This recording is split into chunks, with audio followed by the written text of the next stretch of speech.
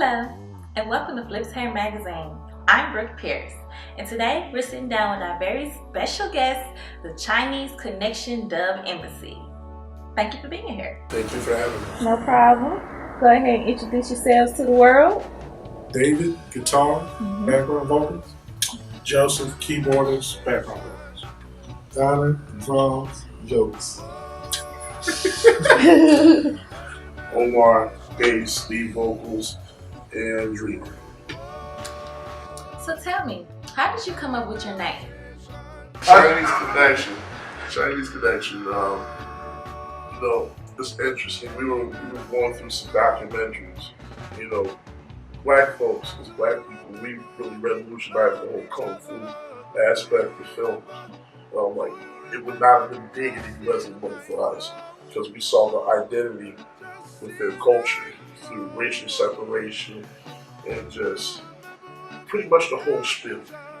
And we happened to be looking at a couple of documentaries. This is one on Bruce Lee. Very vague documentary. So really find it too much anywhere. One of his first students was a black student by the name of Clarence. And he went on his first clinic during the process of writing the movie Chinese Connection, which in America is known as Fist of Fury. And once he finished with the writing, he had a clinic in the West with him. And he ended up going to this place out in the South, somewhere in Alabama. And we were trying to get something to eat. The guy was like, "What are you doing here?" He just decided, no Irish, coloreds, or dogs allowed. He was like, really? He's like, I shouldn't have allowed you in here. But okay, I'm not coming in. On top of that, we'll go somewhere else. So we went to a Chinese restaurant where they were treated equally up the street. And it caught him so hard that he came back and finished the writing in one of the scenes of the film from his experience. And there's a scene in the film where he's walking to an embassy, and this East Indian guy stops. No, look at the shame. And it says, no Chinese, no animals allowed. Bruce Lee gets in a fury, smashes the sign, beats up all the Japanese guards, and the Chinese civilians come and whisk him and take him away, escape. And I was like, wow, that's perfect. Unification. That's it. Chinese Connection. There you go. Okay. But the dub part is basically the manipulation of the sounds throughout the music, which delays, reverbs, and all that good stuff. Embassy. We see ourselves as a safe haven. We rock with everybody, whoever you are, wherever you come from, all that good stuff. That's in a nutshell, man. Okay, that's interesting. So there's no short way to show it. We have to get the backdrop to the story. Well, that's what I wanted. Yeah. So when did y'all become a band? Wow. Well, yeah, we're all brothers. He was a brother from another brother. Yeah. He earned that. He's been with us. This brother's been with us for a good while now. And officially we became a group. Like I said, the first foundation stuff. I had to knock all those guys out of my band because it was horrible. They were ignorant, they were acting like children. They're in their late 30s and they're acting like 15 and 16 years old. And I was like, well, I can't do this. So we fired his band and hired his brothers. Pretty much. I hired my brother. Yeah. That's exactly. Wow. David and Joseph. David the guitarist and Joseph the keyboardist. Love them dearly. These guys have been dealing with me in the music for so long to the point where they're here now. To admit the facts, and I'm proud of them. I really am. I'm proud of all these guys. I mean, we came through a lot, and it's been a good 6 to 8 years of us just busting and trying to make something out of Memphis, make something better for Memphis. Because a lot of musicians claim that we're going to do it for Memphis, whether it's rap. I don't want to discriminate on the genres, whether it's rap, R&B, pop, rock, whatever, and they never get anything back. They get that label money, or they get on that label, that exposure, and it's over. Before you even get to that level, let's try to make something happen. And that's what we do. We do a lot of community work. through churches, other groups such as the Memphis Peace and Justice Center. I'm a member of the Anti-Defamation League, which deals with, I hate to use the term tolerance, because tolerance gets nowhere. You can't. How much strychnine can you tolerate to you know? I believe in overstanding. I believe in overstanding. Once you know that person's culture, you're different. But it's the whole point of sharing and learning from each other and make one. That's why I love America. Even though a lot of us are confused on that fact, because people are planted in certain areas, whether it be in the South, Northeast, West, whatever, that all money's still controlled. And we try to break that boundary completely. We really do. So man, it's currently constructed where we got together in 2011. 2011. Okay. Yeah. The current lineup of the band, right now, we got together in 2011. The cool thing about it is like Omar is like musically he's like our anchor. Like he'll come into rehearsal, he'll do a guitar lick, or he'll know the bass line and he has to combine for us. Or he'll teach the singing parts, right? So we've grown as musicians, like technically. I'm a jazz drummer. So Omar dedicated my first 6 months of the band to showing me how to play. That was kind of like our agreement. I'm okay. First, I'm gonna work on that sucking. but I want to show you don't want a drummer that's not gonna suck. So he would come and like it'll be like a study in music. Like, okay, this rhythm. Come with a CD or come with something in mind. And like Dave has had so many different teachers, and it's like his sound is rounded out. It all starts with Omar being like, okay, this is the direction of the band. But like David has become like one of the lead guitar players in Memphis, right? Which is odd because it's not a reggae scene, right? But it's so many different rock, it's blues, and jazz. And like, Joseph is not your typical organist, right? Or church, or he don't have. That's not his experience. But it's like he's been able to incorporate that. It's almost like we learned backwards. It's almost like we got here, and then we say, okay, we gotta figure out how to make this sound play, how to make it excellent, right? So that's been a cool thing. It's been a learning experience. It's been a 6-year learning experience. All right. So performing, do y'all still get nervous? Of course. Every time. Yeah. I love it. When you stop getting nervous, that's when it's over. Anytime you get on that stage, whether we're playing for 30 people to 18,000 to more than that, I mean, we played for over 50,000 people in Wakarusa, and then some. And we're not even on a label. It's that hype, it's that jolt. You just got to be able to. And once you hit that stage, you feel it. You see the people. It's like, okay, it's on. It's game time. And the good thing about it is, like, when you spend enough time around each other. So I know when David gonna do that Super 6 solo. I know when Joseph, when he hit that slide on the keyboard, or he do that, whatever. Omar gonna just go and give you the extra soulful note. It's like so it's the nervousness, but it's the anticipation of getting to that moment. Right. And then everything go away and it's just us. It's just us. Everybody in the band have different personalities. And so when we come together and we mesh, it's like, it's magic. It's magic. And you always get surprised. Like, I'll be like, dang, what would make him think to play that like that? And I always see it as like a big confidence booster when you go on stage. What you were saying about being nervous. When I know that I have people on stage that are gonna like bring it / when we play this song, I don't have to worry about, oh my Lord, this is remember the play. Oh no. The confidence goes up some especially when you get to that first song. After that, it's there. Gotta warm up. Right. Alright. So y'all not from Memphis. Where are y'all from? Him, are from New York. Well, him more. Because we're a little younger than him. So, but should I like but he was from New York originally, but me and him like we were born there, but we've been in Memphis longer.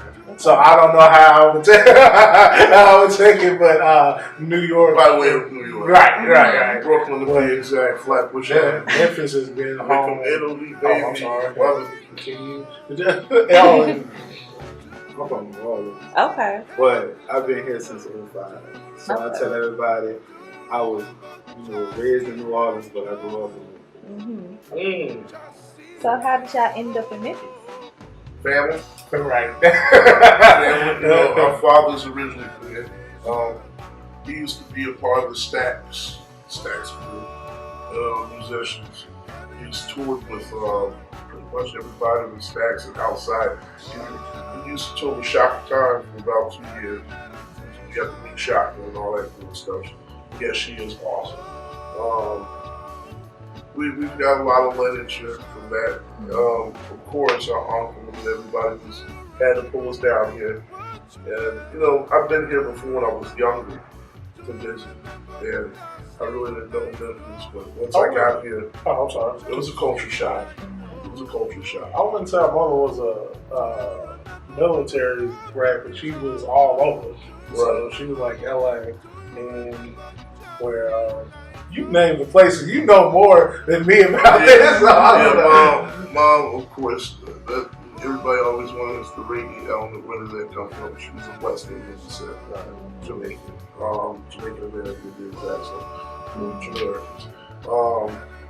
She has been abroad everywhere, from Pasadena, California, to New York, to Idaho, to Nebraska. We have family in Nebraska.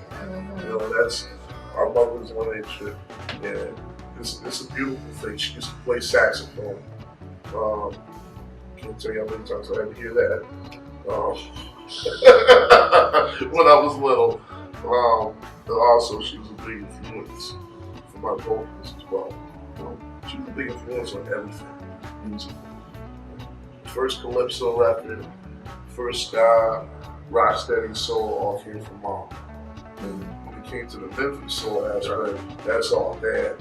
He hit me with these kids called Pimpin' now. I don't like them. I love it. Because it ain't pimpin'. You got songs out there that are beautiful songs. Brothers wrote tunes for just out their heart. You can hear the dads. You can hear both parents from the outside looking in, right? So it's cool because you got the West Indian, you got that their dad is one of the cold drummer. Yes, he is. He's a beast. Yeah, you quote that Urban David Higgins. He's my hero. So if you remember a gentleman by the name of Ricky Strickland, I bet that's my father's group. Okay. Rest in peace, Ricky Strickland. Dad, he put out here like the band. We don't tout ourselves as the best musicians. What we do well, right? This band have a groove. Like the first time I saw them, I wasn't in the band. So the first time I saw him, I was like, yeah. It was some other dude on drums. He was killing. I was like, man, you guys sound great. He's scared. Yeah, I was in there too hype. He was like, yo man, can I help? I remember this man, big body, had a vest on. Yo man, let me help you get. I'm like, who? This is Negro. Why does he want to help me? Like, yeah, this is trying to take my stuff. We'll watch you later on. The other buddy of ours, Mr. Fields, told us about this gentleman, and he was right there, and we didn't even know. Right, that's correct. Synchronicity, man. Things are meant to be. Yeah, it's been an awesome ride since. Yeah. So I saw y'all performing in Artistic Lounge. Do y'all perform there every third Sunday? There's two main shows we do every year. We have a festival called Live Up Fest. And the Bob Marley Trip. And originally, Brandon, he saw us perform at the one we had at Newbies, which we were playing, that we had back in 2014, 2014. It was something. It was 2010. yeah. And then they called us from there every third Sunday. Quite super fun. Yeah. Well, so That's scary. I'm gonna be the historian for the band. Okay. When we're doing our memoirs, I'm gonna have all the dates correct. They gonna have all the stories incorrect because I'm not copying none of that shit. There's certain cities that we will not mention. Amen to that. Amen to that. So, kind of explain to me a little bit how you prepare for a show at Artistic Lounge, because you're playing other people's music, so I'm sure at some point, you know, you have to rehearse, right? Usually, what happens is we usually get a rehearsal set, or rehearsal. We wake up, they give us some music, and they're like, right then and there, so you got it. Because for some reason, they all go to me because I'm a good one. Yeah, I can catch them extremely quick. That's the formula. We can't give all our trades. Right. I ain't gonna tell you what we do, but I'll tell you who does it. Okay. So, technically, the breaking down the chords and the scales, it's the man, vocal parts. Then what'll happen is David will come in, he'll flesh it out, everything melody-wise. So this is kind of like, keep this out, this is the CPU. This is like the, I don't know, we bid it up to him. And what Joseph does is, chord-wise, he like our tone or something, you keep it, you know how it is. The Wi-Fi. Usually I'm eating Lil Debbie's cakes Okay. while this is going on. Little Debbie. Shout out to Lil Debbie. Actually, no, strike that because we're not endorsed by them yet. That's the whole point. Sponsor Little Debbie's Chinese Connection. Helps me play drums. And that's how it is. And the communication, like it's cool being this band because I get to be a fan. I get to watch it. Like Omar gonna say, okay, we going down in sevens, and it's up, and the key will be flat. Wait a minute, in sevens, and then immediately David gonna hit you with he just gonna strum that thing. And then the whole while, Joseph, he going like, what patch am I gonna use? And by the time, look at their hands. By the time the Higgins hands start working, it's Everybody at the same time. we got your yeah, we got your music, but it's not. We play other people's music. We play other people's music, but we do it. It's still our personality to us. The cool thing about Artistic Lounge is they trust us to be ourselves. Right. With other people's music. And unlike, I don't know how everybody else does rehearsing with people. Like, we try to get to know the people a little bit beforehand. Like, because it's one thing to just play some music for somebody. If you kind of have a feeling like this person, they like to joke a lot. I can kind of go in, like, put a little extra on it. Well, some people, I'm really strict about my music. Yeah. If you don't play it just right, if you don't play it like that, we might as well not play the song. Oh, okay. But by knowing that, I know, hey, this is where I can reach. This is where I need to stay in pocket. All that good stuff. Yeah, I saw y'all perform with Just Bentley. Yeah. And Hippie Soul. Yeah. That was a good show. Yeah, y'all were good. Y'all made me feel like kind of at home. You know what I mean? Like I walked in there, everybody was cool and happy. There was food involved. I'm like, yes, this is the place that I want to be. Yes. That's it. Yeah. And then I listened to, I believe y'all have a mixtape or an album. Yes, it's a mixtape. What's it called? We put something online for free, right? Right. What was That was the Chronicles. The Chronicles. Farmer's Market. Farmer's Market. That was the one we did the covers. We did like Teddy Pendergrass. We did Aha, Take On Me. What You See, What You Get. Dramatics. Memphis is on. And then Reggae Standard, which is his favorite song, Queen of Memphis. Yeah, we do that. Hey man. Sure. We do. We got time. So, So, but you know what? That's the embassy effect. Mm-hmm. What you felt was when we go for it all out. Mm-hmm. That's how you say it is how we want you to feel when you come, regardless of who you are. What gender, I don't care about none of that. what people. The only thing we care about when you come, we making rules design with your behind the mic. That's interesting. What it is. So, what's the ultimate goal of the group? What's the end game? For me to have a goat farm in Jamaica. This is all done. Everything said and done. I like for us to have one of the bands to actually, me when we're saying when it comes to either bringing people together, building new infrastructure for Memphis through our music, building just being as true as possible. I wanted to be when they say Chinese Connection Dub Embassy, that band was always, they were upstanding guys. They gave back to the community. They Still do that. they still, well, they continue to still, even after whatever. But I just wanted to be something where when people look back on years of music that we've done and all that good stuff, that it was for a reason bigger than us. It's something bigger than us. We always try to let people know it's not just about us, because we back people. We play for different organizations without caring about, hey, this is all we can do money-wise or whatever, but we see the bigger thing, especially like we're from urban gardening for just we want it to be as true as possible at the end of the day. We was just talking and we said, it's more than just music, it's a movement. I remember that. That's what we want to be. We want the movements to be remembered. Yes. If you just going by yourself, don't nobody follow you, just take it off. Live by an example most of all. I believe the band should live by the 3 triple H's. Honest, humble, and humble.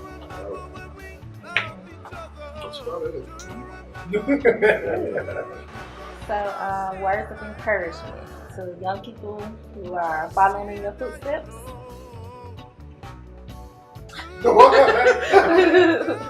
Keep fighting. Keep fighting and fight some more. Most of all, love yourself and love someone else. That's what any type of encouragement, because days we live in, everybody's going to be and you can only go so far.